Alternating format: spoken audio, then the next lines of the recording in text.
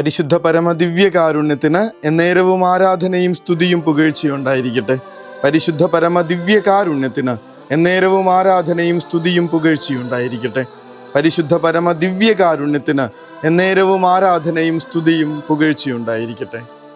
നിങ്ങൾ പോകുമ്പോൾ വിജാതീയരുടെ അടുത്തേക്ക് പോകരുത്, സമരിയാക്കാരുടെ പട്ടണത്തിൽ പ്രവേശിക്കുകയും അരുത്. പ്രത്യുത ഇസ്രായേൽ വംശത്തിലെ നഷ്ടപ്പെട്ടു പോയ ആടുകളുടെ അടുത്തേക്ക് പോകുവിൻ.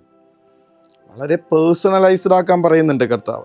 എന്നിട്ട് ചെന്നിട്ട് സ്വർഗരാജ്യം സമീപിച്ചിരിക്കുന്നുവെന്ന് അവരോട് പ്രഘോഷിക്കുവിൻ. വളരെ പേഴ്സണലൈസ്ഡ് ആക്കാൻ ഈ സുവിശേഷ പ്രഘോഷണം വേറൊരിടത്തും പോയില്ലെങ്കിലും സ്വന്തം കുടുംബത്തിൽ പറയാനായിട്ടുള്ള ഓർമ്മപ്പെടുത്തലായത്. കാരണം വചനത്തിൽ നമ്മൾ കാണുന്നുണ്ട്, എസെക്കിയേൽ പ്രവാചകനോട് കർത്താവ് കൃത്യമായിട്ട് അരുൾ ചെയ്യുന്നുണ്ട്, പ്രവാചക, നീ നിന്റെ ഗോത്രത്തിൻ്റെ കാവൽക്കാരനാണ്.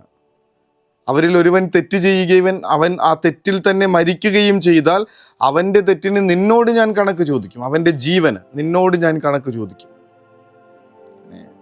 ഈ ലോകം മുഴുവൻ സുവിശേഷം കൊണ്ട് നിറയ്ക്കുന്നതിനേക്കാൾ എത്രയോ പ്രധാനപ്പെട്ടതാണ് എൻ്റെ കുടുംബത്തിൽ എൻ്റെ പ്രിയപ്പെട്ടവരോട് ഓരോ ദിവസവും എൻ്റെ കുടുംബത്തിൽ ഇങ്ങനെ സുവിശേഷം ഇങ്ങനെ മുഴങ്ങി കേൾക്കുന്നത്.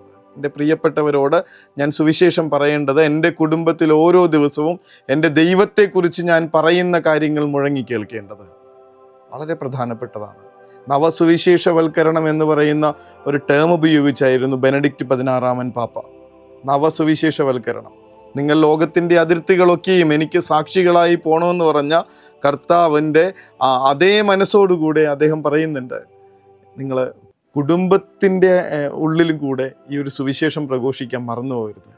കുടുംബത്തിൻ്റെ ഉള്ളിൽ ദൈവത്തെ പറഞ്ഞു കൊടുക്കാൻ, ആ ഒരു ബലം കൊടുക്കാൻ, സുവിശേഷം പറയാൻ. ദൈവരാജ്യം സമീപിച്ചിരിക്കുന്നു. നമുക്ക് ഇങ്ങനെയൊന്നും പോയാൽ പോരാ. നമ്മുടെ കുടുംബം കുറച്ചുകൂടെയൊക്കെ ഒരുമിച്ചിരുന്ന് പ്രാർത്ഥിക്കണം. നമ്മുടെ കുടുംബം കുറച്ചുകൂടെയൊക്കെ കർത്താവിൽ ട്രസ്റ്റ് ചെയ്യണം. നമ്മുടെ കുടുംബം കുറച്ചുകൂടെ കർത്താവിന് വിധേയപ്പെടണം.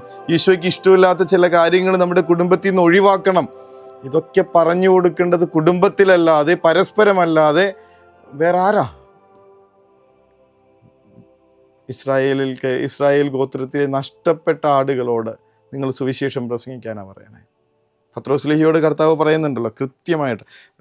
ആദ്യത്തെ പാപ്പയാണെന്ന് ഓർക്കണം. ഇങ്ങനെ ഈ ലോകം മുഴുവൻ സഭയെ നയിക്കാനായിട്ട് ഏൽപ്പിച്ച പത്രോസ്ലീഹയോട് കർത്താവ് പറയുന്നൊരു കാര്യമുണ്ട്, സാത്താൻ നിന്നെ ഗോതമ്പ് പാറ്റുന്നത് പോലെ പാറ്റുന്നത് ഞാൻ കണ്ടു. നീ വീണു പോവാതിരിക്കാൻ ഞാൻ നിനക്ക് വേണ്ടി പ്രാർത്ഥിച്ചു. നീ തിരിച്ചു വന്ന് നിന്റെ സഹോദരങ്ങളെ ശക്തിപ്പെടുത്തണം. ഇതാണ് നിയോഗം. ശക്തിപ്പെടുത്താനായിട്ടുള്ളൊരു കാര്യം എന്താണ് ചെയ്യേണ്ടതെന്ന് വെച്ചാൽ വീട്ടിൽ സുവിശേഷം പറയാന്നുള്ളതാണ്. മറന്നുപോയ കാര്യങ്ങളാണ്. നമ്മളെപ്പോഴാണ് ഈശോയെപ്പറ്റി ഒന്ന് പറഞ്ഞേക്കണേ. ഒരുമിച്ചിരുന്ന് വട്ടം കൂടി കാര്യങ്ങൾ പറയുമ്പോൾ നാളെ അടച്ചു തീർക്കാനുള്ള ലോണിനെക്കുറിച്ച് നമ്മൾ പറയും, മറ്റന്നാൾ പോകാനുള്ള വിവാഹത്തെക്കുറിച്ച് പറയും, മക്കളുടെ ഭാവിയെക്കുറിച്ച്, അവരുടെ പഠനത്തെക്കുറിച്ച്, ഇടേണ്ട ഇൻവെസ്റ്റ്മെൻറ്റിനെ കുറിച്ച്, ജോലിയില്ലാത്തതിനെക്കുറിച്ച്, കുറച്ച് സ്ഥലം വാങ്ങുന്നതിനെക്കുറിച്ച്, എന്തൊക്കെ കാര്യങ്ങളാണ് ഡിസ്കസ് ചെയ്യുന്നത്. പക്ഷേ നമ്മളൊരു 3, 4, 5 പേരിങ്ങനെ കുടുംബത്തിലുള്ളവരെ ഒരുമിച്ചിരുന്ന് ഒന്ന് സംസാരിക്കുമ്പോൾ, അങ്ങനെ ഒരു സമയം കിട്ടുന്നുണ്ടെങ്കിൽ തന്നെ വലിയ ഭാഗ്യം. അത് മുടക്കരുത്. ആ ഒരു സംസാരത്തിൽ ഒരുമിച്ചിരുന്നുള്ള കുശലം പറച്ചിലിൽ ഈശോ എന്നൊരു വാക്ക് വരാറുണ്ടോ എന്ന് ആലോചിച്ച് നോക്കുക. സുവിശേഷം പറയണം, ബലപ്പെടുത്തണം. കർത്താവെ, അങ്ങയെ പറഞ്ഞ് പരസ്പരം ബലപ്പെടുത്തുന്നവരായി മാറാൻ, അങ്ങയെ കൊടുക്കുന്നവരാകാൻ, ഞങ്ങളുടെ കുടുംബം അതിൻ്റെ ഒരു ഇടമായി മാറാൻ, ഈശോയെ വിളിച്ചു പറയുന്നൊരിടമായി മാറാൻ അനുഗ്രഹിക്കണേ എന്ന് പ്രാർത്ഥിക്കുക. അവിടെ നിന്ന് വേണം നമുക്ക് പുറത്തേക്കുള്ള സുവിശേഷ പ്രഘോഷണം ആരംഭിക്കാൻ. കുടുംബമാണ് ആദ്യത്തെ പാഠശാല എന്നൊക്കെ പറയണത് ഈ കാര്യത്തിലൊക്കെ ആപ്ലിക്കബിളാണ്. അവിടെ പയറ്റി തെളിഞ്ഞിട്ട് വേണം നമുക്ക് ഈ ലോകത്തോട് സുവിശേഷം വിളിച്ചു പറയാൻ, എൻ്റെ ദൈവത്തെക്കുറിച്ച് പറയാൻ, ഈ ലോകത്തിൻ്റെ രക്ഷ കർത്താവായ യേശു ക്രിസ്തുവിലാണെന്ന് വിളിച്ചു പറയാൻ, ഏറ്റുപറയാൻ, സാക്ഷിയാവാനുള്ള പാഠശാല കുടുംബമാണ്. പരസ്പരം പറഞ്ഞു തുടങ്ങാം. നമുക്ക് ആ ഒരൊറ്റ പറച്ചിലിൽ ക്രിസ്തുവെന്നുള്ളൊരു വാക്കിൽ നമ്മുടെ മക്കൾ ബലപ്പെടുന്നത് കാണാൻ പറ്റും. വൃദ്ധരായിട്ടുള്ള നമ്മുടെ മാതാപിതാക്കൾക്ക് ഇങ്ങനെ ശക്തി കിട്ടുന്നത്, സൗഖ്യത്തിലേക്ക് നയിക്കപ്പെടുന്നത് കാണാൻ പറ്റും. തളർന്നിരിക്കുന്ന നമ്മുടെ ഓരോരുത്തരുടെയും ജീവിതങ്ങൾ ഈശോ എന്നൊരു വാക്ക് കേൾക്കുമ്പോൾ ബലം പ്രാപിക്കുന്നത് അറിയാൻ പറ്റും. പറഞ്ഞു തുടങ്ങാം നമുക്ക്.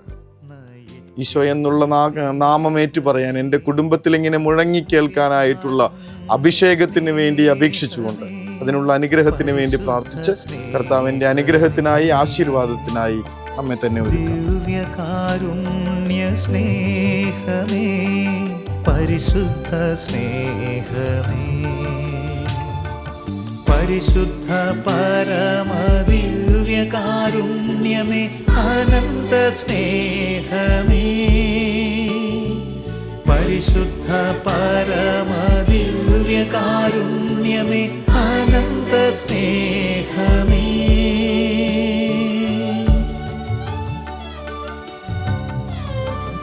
പരിശുദ്ധ പരമദിവ്യകാരുണ്യത്തിന് എന്നേരവും ആരാധനയും സ്തുതിയും പുകഴ്ചയും ഉണ്ടായിരിക്കട്ടെ. പരിശുദ്ധ പരമദിവ്യകാരുണ്യത്തിന് എന്നേരവും ആരാധനയും സ്തുതിയും പുകഴ്ചയും ഉണ്ടായിരിക്കട്ടെ. പരിശുദ്ധ പരമദിവ്യകാരുണ്യത്തിന് എന്നേരവും ആരാധനയും സ്തുതിയും പുകഴ്ചയും ഉണ്ടായിരിക്കട്ടെ. പ്രിയപ്പെട്ടവരുടെ മിഷണറിമാരായി മാറാൻ, കുടുംബത്തിലെ മിഷണറിമാരായി തീരാൻ കർത്താവെ ഞങ്ങളെ ആശീർവദിക്കണമേ എന്ന് പ്രാർത്ഥിക്കുക. പരസ്പരം കർത്താവിനെ പറഞ്ഞു കൊടുക്കുന്ന സുവിശേഷ പ്രഘോഷകരായി തീരാൻ കർത്താവെ ഞങ്ങൾക്ക് ബലവും തെളിച്ചവും നൽകണമേ എന്ന അപേക്ഷയോടുകൂടെ പ്രാർത്ഥനയോടുകൂടെ നമുക്ക് കിടക്കകളിലേക്ക് മടങ്ങാം. കരുണതൻ കയർ പിടിച്ച് നയിച്ചിടും സ്നേഹമേ, ദിവ്യകാരുണ്യ സ്നേഹമേ, പരിശുദ്ധ സ്നേഹമേ, പരിശുദ്ധ പരമദിവ്യകാരുണ്യമേ, അനന്ത സ്നേഹമേ, പരിശുദ്ധ പരമദിവ്യകാരുണ്യമേ, അനന്ത സ്നേഹമേ.